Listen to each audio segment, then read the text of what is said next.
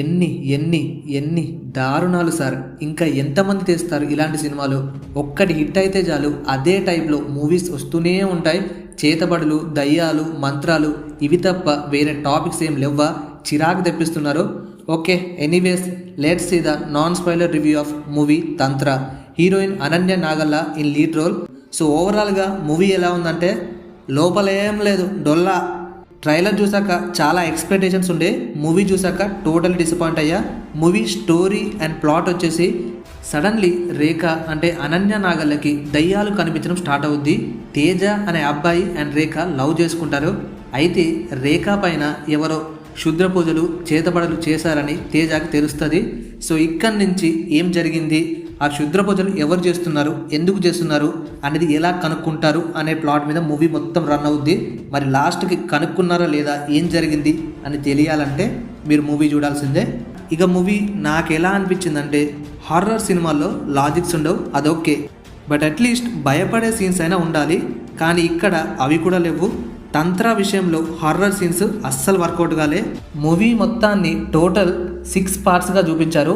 రక్తదాహం, పాతాళ కుట్టి, శత్రువు ఆగమనం, ముసుగులో మహంకాళి, వజ్రోలి రతి, చిన్న మాస్తాదేవి. ఈ 6 పార్ట్స్లో డీటెయిలింగ్ బాగుంది. అండ్ ఆల్సో అక్కడే మనకు వచ్చే థాట్ ఏంటంటే, ఇవి చూపించకపోయినా మనకు స్టోరీ అర్థమై ఉండేది కదా, ఇవి అనవసరంగా చూపించి మూవీని ల్యాగ్ చేశారు. తాంత్రిక విద్యలు, చేతబడులు, క్షుద్రపూజలు ఇవన్నిటి గురించి చెప్పి అలాగే వాటి నుంచి ఎలా బయటికి రావాలి అనేది కూడా చాలా క్లియర్గా చూపిస్తారు. బట్ అదే అవసరం లేదు కదా.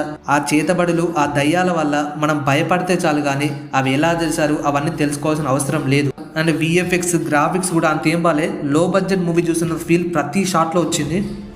ఇంకా హైలైట్ ఏంటంటే, వీళ్ళు ఏ సర్టిఫికేట్ వచ్చిందని మూవీకి ఒక పోస్టర్ ద్వారా అందరికీ అనౌన్స్ చేశారు. ఆ పోస్టర్లో మా సినిమాకి పిల్ల బచ్చాలు రావద్దు, ఎందుకంటే మాది ఏ రేటెడ్ ఫిలిం అని ఒక టైటిల్ కూడా పెట్టారు. బట్ మూవీ చూసాక అంతేం లేదు. సినిమాలో హర్రర్ సీన్స్కి అస్సలు భయం కాలేదు. బట్ క్లైమాక్స్ పార్ట్ చాలా బాగుంది. ఇదొక్కటే మూవీలో బెటర్ అనిపించింది. మూవీ పాజిటివ్స్ వచ్చేసి BGM, background score, concept and story, bold scenes and climax. And negatives, execution, boring narration, quality లేదు. లో బడ్జెట్ ఫిలిం చూస్తున్నట్టే ఉంది. ఇది లో బడ్జెట్ ఫిలిమే కదా అంటే మెయింటెనెన్స్ లేదు సరిగ్గా. మనకి లో బడ్జెట్ ఫిలిం చూస్తున్నాము అనే ఫీల్ రాకుండా చూసుకోవాలి వాళ్ళే. లాజిక్లెస్ సీన్స్, హారర్ సీన్స్లో అస్సలు భయపెట్టలేకపోయారు. And coming to the performances, Rekha character Ananya Nagalla okay అనిపించింది. యాక్టింగ్కి ఓన్లీ క్లైమాక్స్లో స్కోప్ ఉంది, బట్ క్యారెక్టర్లో అంతేం లేదు. తేజు క్యారెక్టర్లో Dhanush was good. Saloni special role as Rajeshwari.